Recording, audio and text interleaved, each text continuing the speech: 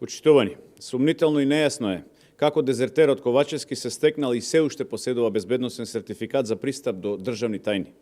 имајќи во предвид дека истиот приложил документ дека е трајно неспособен со цел да избегне служење на воен рок.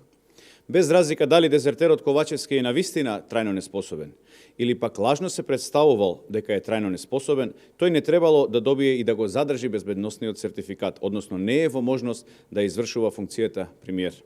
Според член 4, точки 11 и 13 од Уредбата за безбедност на лица корисници за класифицирани информации, пречка за стекнување на безбедносен сертификат е демонстрирање на нечесност, нелојалност, недоверливост, како и доколку истото лице страдало од болест, која може да биде пречка во неговото расудување. Безбедносниот сертификат на дезертерот Ковачевски е издаден од страна на директорот на ДБКИ Славевски, за кого иако постојат индиции дека е учествувал во криминал, земање мито за издавање на безбедносни сертификати и со месеци бега да се јави на распит, се уште е на функцијата.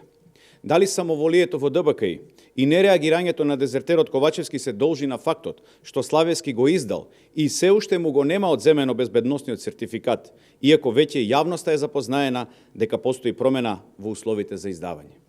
Дезертерот Ковачевски да не бега и да не се крие, да си поднесе оставка веднаш, а институциите да поведат постапки за него со цел утврдување на неговата состојба. Народот не смее да го води човек што или е трајно неспособен и со тоа избегнал служење војска, или е лажоман и фалсификатор на лекарски наоди, со цел да се представи себе си како трајно неспособен за да не служи војска. Ви благодарам.